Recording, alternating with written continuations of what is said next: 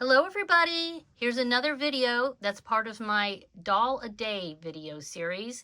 Today's doll is from a line from Mattel that came out in 2019 called Creatable World.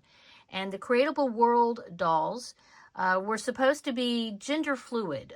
So you could either have a boy doll or you could turn it into a girl doll. You can see here, this is the boy doll version. The way they had you turn it into a girl doll is they had a wig that you would put on top of the hair. Let me take his little hat off. So I don't have any of the wigs, I don't think. I think I chucked them finally because I just like them as boy dolls, honestly. I think I have about a half dozen of these, and I also was not impressed with the quality of the wig. It was just plastic, and you could kind of see the line sometimes. So yeah, so I didn't save them, and I just like them as guys.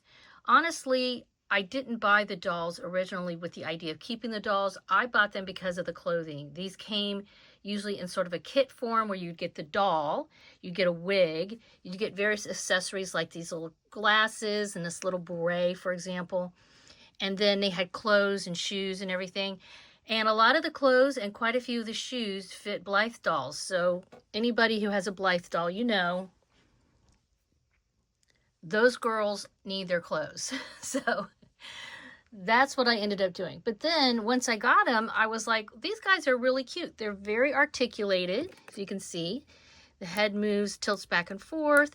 I mean, for a Playline doll, these are pretty cool. Unfortunately, I guess they did not do well. I've done a little bit of research, and I guess they just didn't sell well enough to continue producing them. But, you know, they have articulation in the knees and the ankles, and I mean, really good articulation, I feel. They're really fun dolls. You know, look at that. But yeah, for whatever reason, Mattel stopped making them. But now I have a collection of these guys, even though I had no intentions at all of collecting them. Like I said, my intentions were get their shoes, get their clothes, use them for Blythe. But now I have a group of them, and they sit typically on my dolly shelf and just hang out with the other dolls in a lot of my Barbie dolls. He is, by the way, 11 inches tall, if you're curious. And they're not that easy to get anymore. For quite a while, they were very inexpensive. I guess they did not sell that well initially. And you could get a kit with the doll and all the stuff for less than $20. I think I even got one as low as like $12 once or something on Amazon on some big old sale. Well, now if you can find these guys, they're like $40, $50 or more, because everybody realized how cool they are and they're not, you know, making them anymore. So I have a number of them. Maybe I'll do a video one time where I show all of the guys together. But their clothing's all helter-skelter now. Some of it's with Blythe.